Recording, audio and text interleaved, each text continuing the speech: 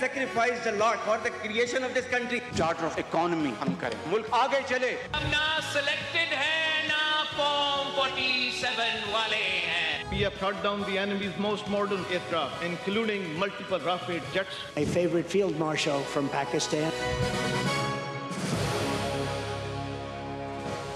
آپ دیکھ رہے ہیں خبروں، تبصروں اور تجزیات پر مبنی پاکستان کا سب سے معتبر نیوز شو آن مائی ریڈار، کامران خان کے ساتھ. السلام علیکم، میں ہوں کامران خان. دنیا کے تقریباً تمام کامیاب ملکوں میں شہری مسائل کا حل با اختیار لوکل گورنمنٹ سے شروع ہوتا ہے. یہی وجہ ہے کہ چین نے بھی اپنی معاشی ترقی کی بنیاد مضبوط لوکل گورنمنٹ سسٹم پر رکھی اور انہی مقامی حکومتوں نے لوکل گورنمنٹس کو اپنی اکانومی کا سب سے طاقتور انجن بنا دیا.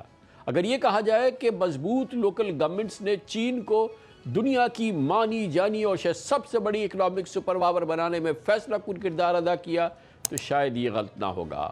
آج چین میں industrial parks, billions and billions of dollar کی انویسٹمنٹ، جدید شہری انفراسٹرکچر اور انڈسٹریل گروتھ کے پیچھے بڑی حد تک مقامی حکومتوں کا کردار ہے. دوسری جانب پاکستان میں صورتحال بالکل برعکس ہے. یہاں تقریباً ہر جمہوری حکومت نے مضبوط لوکل گورنمنٹ سسٹم سے گریز کیا، اکثر بلدیاتی انتخابات میں تاخیر کی اور جیسے تیسے ٹوٹے پھوٹے انتخابات کروا بھی دیے تو منتخب نمائندوں کو وہ اختیار نہیں دیے جن کے ذریعے وہ مؤثر انداز میں کچھ بھی کر سکے. یوں اختیارات اور وسائل کی نچلی سطح تک حقیقی منتقلی کبھی نہیں ہو سکی ہے. یہی وجہ ہے کہ زیادہ تر اختیارات صوبائی حکومتوں اور بیوروکریسی کے اپنے پاس ہوتے ہیں. جو مرضی ہوتی ہے صوبائی حکومت کرتی ہے اور پھر اس کا ذریعہ بن جاتی ہے پروونشل اور فیڈرل بیوروکریسی.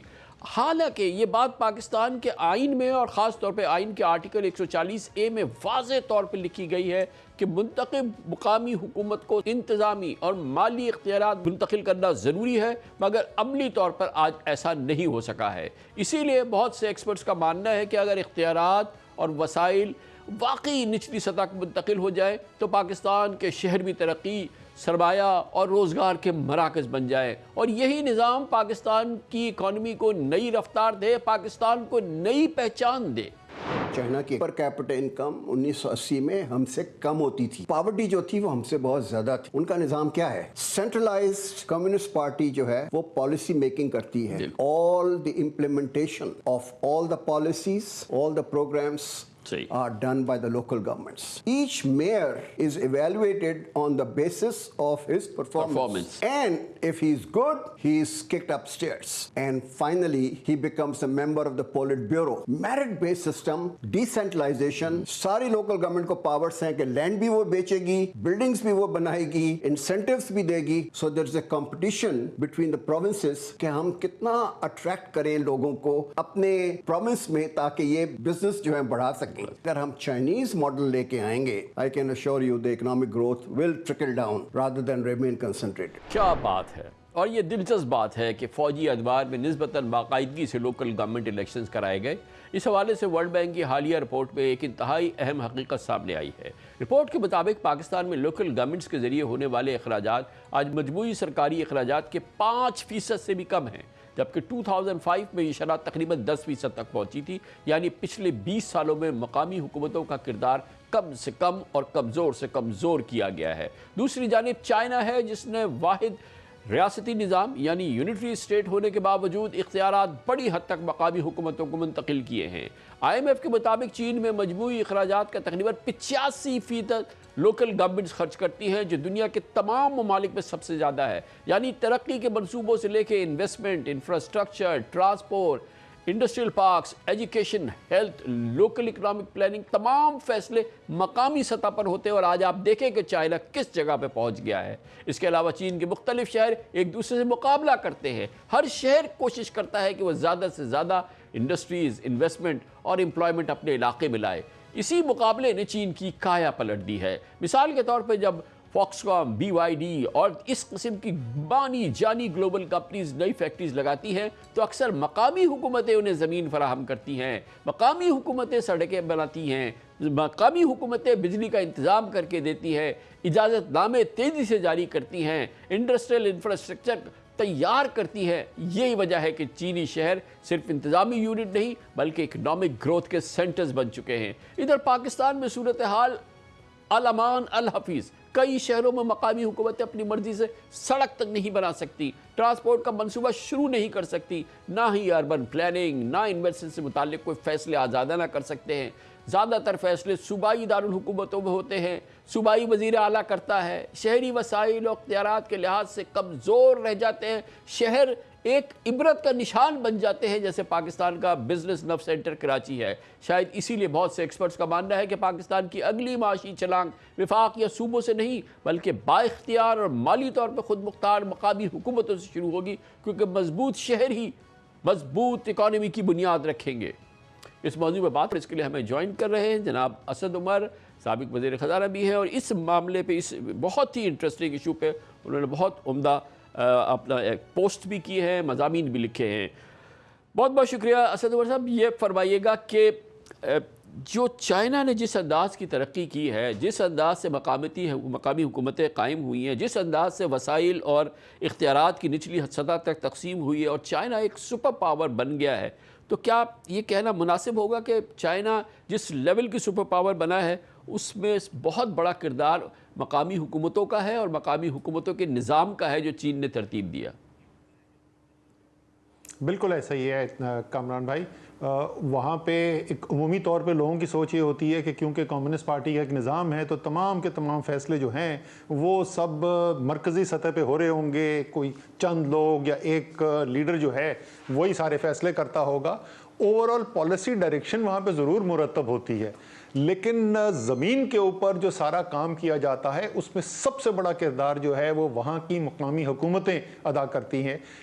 میں اگر آپ کو موٹے موٹے اشاریے بتا دوں تو اسی سے آپ کو اندازہ ہو جائے گا کہ کتنا زمین اور آسمان کا فرق ہے اور کتنی چین کے اندر اہمیت ہے مقامی حکومتوں کی. مجموعی طور پہ چین کے اندر تمام حکومتی نظام جو ہے وہ جو ریونیو اکٹھا کرتا ہے اس میں تقریباً 30 سے 35% یعنی آپ سمجھ لیں 1/3 تمام ریونیو ملک کا جو ہے وہ مقامی حکومت اپنے ٹیکسز سے اکٹھے کرتے ہیں. پاکستان میں یہ نمبر 1% بھی نہیں ہے. پاکستان میں 90% کے قریب جو ہے وہ وفاق ہے, 10% سے ذرا سا کام یا اس کے لگ بھگ جو ہے وہ صوبے ہیں, اور مقامی حکومتوں کے پاس 1% سے بھی کم ٹیکس کا اختیار ہے. اور اس کا نتیجہ جو آپ بزنس اور معیشت کے لحاظ سے پوچھ رہے ہیں نا, ایک تو آپ کے پاس وسائل نہیں ہے خرچ کرنے کے لیے, دوسرا یہ ہے کہ آپ انسینٹو دیں گے کیا؟ آپ کے ہاتھ میں کوئی ٹیکس ہے ہی نہیں تو آپ ٹیکس انسینٹو کیا دیں گے؟ اسی طریقے سے اگر آپ اخراجات کی طرف آ جائیں تو وہاں پہ وفاق جو ہے وہ تقریباً 15% پورے حکومتی نظام کا خرچہ جو ہے وہ وفاق کرتا ہے, تقریباً 25% جو ہے وہ صوبے کرتے ہیں اور 60% مقامی حکومتیں کرتی ہیں. تو آپ ذرا فرق دیکھیں پاکستان اور چین کے نظام کا, اور جیسے آپ نے کہا کہ پاکستان میں یہ 60% کے مقابلے میں صرف 5% ہے مقامی حکومتوں کے پاس. میں ایک ممبئی سے بھی ایک کمپیریزن کیا تھا کہ اس سال کے جو بلدیہ کراچی کا بجٹ بنا ہے اور جو ممبئی کا بلدیہ کا بجٹ بنا ہے, تو ہر کراچی میں رہنے والے شہری کے لیے فی کس جتنا بجٹ بنایا گیا ہے اس سال بلدیہ کراچی نے, ممبئی کے ہر شخص کے لیے اس سال کے ممبئی کا بجٹ جو ہے وہ اس سے 60 گنا زیادہ ہے. تو آپ سوچیں کہ اس کے جو نتائج ہیں وہ آپ کے اور میرے جیسے کراچی میں رہنے والے دیکھتے ہیں. یہ اب ذرا سا سمجھیں کہ اس سے جی فرمائیے پلیز. میں یہ کہہ رہا تھا کہ اب اس کو ذرا سمجھیں کہ اس سے پھر آگے جو معیشت, جو بڑی معیشت ہے اس پہ کیسے اثر پڑ رہا ہے. ظاہر ہے اس کے اندر مقامی سہولتیں جو ہیں, تعلیم, صحت اور یہ سب نظام جو ہے, انفراسٹرکچر, وہ تو سمجھ میں آتی ہے, ٹیکس بھی زیادہ مل رہا ہے, اخراجات کا حصہ بھی زیادہ آ رہا ہے, اور وہ جو 35% 30 سے 35% ریونیو آ رہا ہے اور 60% جو ہے اخراجات کا حصہ ہے, اس کا مطلب باقی جو ہے وہ وفاق جو ہے وہاں پہ سینٹر جو ہے وہاں سے ڈائریکٹ ٹرانسفرز بھی ہو رہے ہیں. کہ تقریباً 30 ٹاپک ایسے ہیں جس میں صوبے کو مکمل طور پہ بائی پاس کر کے سینٹر براہ راست شہروں کو جو پرائیورٹی 30 سیکٹر ہیں اس کے لیے پیسے دیتے ہیں. تو اس لیے ان کے پاس اتنا پیسہ ہوتا ہے. چیز جو اس کے نتیجے میں ہے, مقابلہ ہو رہا ہے. جیسے آپ نے کہا, آپ کو پتہ ہے ایک بڑی مزیدار اصطلاح یوز کی جاتی ہے چین کے اندر, اس کو کہتے ہیں GDP ٹورنامنٹ. GDP ٹورنامنٹ کا مطلب یہ ہوا کہ جتنی بھی مقامی حکومتیں ہیں اور ان کے میئر جو ان کو چلا رہے ہیں ان کا آپس میں مقابلہ ہے. جس طرح آج کل ورلڈ کپ فٹ بال لیول میں مقابلہ ہو رہا ہے, ٹیم زیادہ گول سکور کرنے کی کوشش کرتی ہیں, وہاں پہ کس چیز کا مقابلہ ہو رہا ہے, کون سرمایہ کاری زیادہ لے کے آئے گا, کون روزگار زیادہ پیدا کرے گا, اور کس کی جی ڈی پی گروتھ کے اندر مجموعی طور پہ معیشت کے اندر گروتھ میں اس کا حصہ ہوگا. تو ایک تو اس سے مقابلے سے جو ظاہر ہے, اور کیونکہ جیسے میں نے آپ کو بتایا ان کے پاس اختیارات بے تحاشا ہیں, وہ خود ٹیکس بھی لگاتے ہیں, وہ زمین بھی سستی مفت بھی دے سکتے ہیں, وہ انڈسٹریل پالیسی بھی بناتے ہیں, وہ ٹیکس انسینٹیوز بھی دیتے ہیں, ان کے پاس جو لیورز ہیں یا ان کے پاس جو ہتھیار ہیں بزنس کو اٹریکٹ کرنے کے لیے, اپنی طرف لانے کے لیے, وہ بے تحاشا موجود ہیں. تو اس مقابلے سے ایک تو براہ راست یہ ہوگی نا. دوسرا ذرا سا سمجھیں جو ڈاکٹر عشرت کا آپ کہہ رہے تھے, یعنی اب جو تمام نیچے سے لیڈرشپ اوپر آ رہی ہے اس کا معیار یہ بن گیا کون معیشت کو ترقی دینے میں سب سے زیادہ کامیاب ہوتا ہے. تو ساری جو لیڈرشپ نیچے سے اوپر اٹھ کے آ رہی ہے, یہ سب وہ لوگ ہیں جن کو ادراک ہے کہ معیشت کو زمین پہ حقیقی طور پر کاغذوں کے اندر نہیں کس طریقے سے ترقی دی جاتی ہے. تمام لیڈرشپ کو کے پاس اکنامک سوجھ ہے, سمجھ بوجھ ہے, ان کو پتا ہے کہ کیا چیزیں ہیں جن سے معیشت ترقی کرتی ہے, اور ان میں سے جو بہترین ہے وہ ساری لیڈرشپ پوزیشنز میں آ رہے ہیں. اس لیے آپ کو نظر آتا ہے کہ پچھلے 30-40 سال میں کوئکلی سر, بڑا امپورٹنٹ سوال یہ ہے کہ یہ مقامی حکومتیں بنتی کیسی ہیں؟ کیا الیکشن ہوتا ہے چائنا میں؟ نہیں, وہاں پہ تو دیکھیں کمیونسٹ پارٹی سسٹم ہے نا, تو میئر جو ہے اس نے نومینیٹ کر دیا, وہ لوکل لیول کے اوپر کاؤنسل میں لوگ الیکٹ ہوتے ہیں, لیکن اوور آل لیڈرشپ جو ہے وہ کمیونسٹ پارٹی کی آ رہی ہے. ٹھیک ہے, تو ظاہر ہے پاکستان کے اندر یہ نظام جو ہے وہ مختلف ہوگا, لیکن چاہے فیصلہ کمیونسٹ پارٹی کا لیڈر کر رہا ہو کہ میں نے کس کو اگلا شنگھائی کا یا بیجنگ کا میئر لگانا ہے, یا کراچی اور لاہور کے عوام کر رہے ہوں کہ ہم نے کس کو بنانا ہے, اگر فیصلہ اس بنیاد پہ ہونا ہے کہ کارکردگی کس کی بہتر ہے, اور کون جو ہے وہ معیشت کو ترقی دینے میں کامیاب ہوگا, کون جو ہے وہ روزگار پیدا کرے گا, کون جو ہے سرمایہ کاری لے کے آئے گا, اور اس کے پاس یہ اختیار اور وسائل بھی ہوں گے جو وہ یہ کر سکتا ہے. تو اصل میں یہ جو چائنا نے جو اپنے آپ کو جس لیول کی, یعنی کہ امریکہ کی ہم پلہ عالمی قوت بنایا ہے, اس میں اس کا ڈیفینیٹلی ایک بہت بڑا کردار ہے. یہ فرمائیے گا کہ یہ کچھ چائنا کوئی دور کی کوڑی نہیں لایا ہے, یہی نظام جو ہے اگر امریکہ بنا, برطانیہ بنا, جاپان بنا, اٹلی بنا, فرانس بنا, تو یہ سب نے یہی نظام استعمال کیا ہے نا اپنی اپنی شکل و شیپ اور فارم میں. بالکل ایسا ہی ہے. اور کامران بھائی, میں سب کو بولتا ہوں کہ کوئی وجہ ہے کہ ایک شہر کا میئر ممدانی صاحب جو ہیں, سارا دنیا ان کا نام جانتا ہے. وہ کیوں جانتا ہے؟ کیونکہ نیو یارک کا میئر ایک توپ ہوتا ہے. اور یاد رکھیے کہ امریکہ کا بھی فیڈرل نظام ہے, وہاں کی وفاقی حکومت بڑی طاقتور ہے, وہاں ریاستیں بڑی طاقتور ہیں. وہاں تو ملک ایسا بنا ایسے تھا کہ 13 ریاستیں ساتھ بیٹھی اور انہوں نے کہا کہ ہم ایک متحدہ ریاست بنانا چاہتے ہیں. تو اس لیے پہلے دن سے ریاستوں کا, جس کے متبادل پاکستان میں صوبے ہوتے ہیں, ان کا بہت زیادہ طاقت, ان کا وزن ہے. اس کے باوجود آپ سوچیں کہ کتنی مقامی لیول کے اوپر کتنی طاقت اور اختیار ہے کہ نیو یارک کا میئر جو ہے ساری دنیا اس کو جانتی ہے. اسی طریقے سے لندن کا جو میئر ہے وہ الیکٹ ہو کے بورس جانسن جو ہے وہ وزیر اعظم بن گئے لندن کے میئر کی پرفارمنس کے اوپر. اور یہی آپ یورپ میں تمام دوسرے ممالک کے اندر دیکھیں گے. جب تک آپ یہ اختیار عوام کو, کیونکہ بنیادی طور پہ تو عوام کو با اختیار کریں نا, جب تک آپ عوام کو با اختیار نہیں کریں گے, ایک با اختیار مقامی حکومت کا نظام نہیں لے کر آئیں گے, تو معذرت کے ساتھ وہی ہوگا کہ یونیورسٹی روڈ بنانا جو ہے وہ آپ کے لیے عذاب ہو جائے گا. جی مگر اسد بھائی, ہمارے ہاں جو صورتحال ہوئی ہے, جیسے کہ آپ نے یونیورسٹی روڈ کی مثال دی, وہ عذاب تو عذاب ہوا, مطلب یلو لائن اور ریڈ لائن, اور یہ تو پورے پیسے جو موبلائزیشن ایڈوانس کے ورلڈ بینک نے دیے وہ پورے کے پورے رشوت میں دے دیے, پورے کے پورے. پھر سندھ کے ایکسچیکر سے چیک لکھا گیا اور ورلڈ بینک کو واپس کیا گیا. انتہا در انتہا. آپ کامران میں کیا اچھی چیز یاد دلائی. جس وقت ہم لوگوں کی حکومت آئی, ہم نے وہ کراچی پیکج بنایا, میں اس کو لیڈ کر رہا تھا, تو میں نے اس کو ہر ہفتے میٹنگ شروع کی, گرین لائن کے اوپر کام تیزی سے شروع کرایا. رکا ہوا منصوبہ تھا, صرف انفراسٹرکچر کچھ بنا ہوا تھا, باقی کچھ بھی نہیں تھا.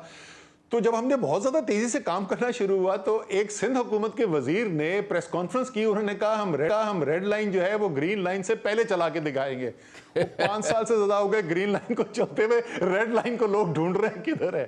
صحیح ہے. تو یہ ہمارے یہاں جو ہے یہ ہمارا نا اسد بھائی, جو ہمارا جمہوریت ہے, جس کو جمہوریت ہم کہہ رہے ہیں, یہ ہمارا وہ نظام ہے نا, یہ اس نے اس بات کو ناممکن بنا دیا کہ اختیارات کی نچلی سطح تک منتقلی ہو. یہ اس کا سب سے بڑا جو بالکل ایسا ہی ہے, اس کا زہر جو ہے وہ ہمارا نظام ہے. بالکل صحیح بات ہے کامران بھائی. آپ کو میں بتاؤں کہ میں کیا کہتا ہوں, پاکستان میں جو جمہوریت ہے اس کو میں کہتا ہوں ہوا میں معلق کی جمہوریت, جہاں پہ نیچے اختیارات اور وسائل نیچے عوام تک پہنچتے ہی نہیں ہے. اس لیے اب حل کیا ہے, ہم نے سب بتا دیا چین نے کس طریقے سے ترقی کی, امریکہ میں کیا ہو رہا ہے, اور یہ جو پاکستان کے مسائل ہیں ان کا حل جو ہے اس کے اوپر بات کرتے ہیں.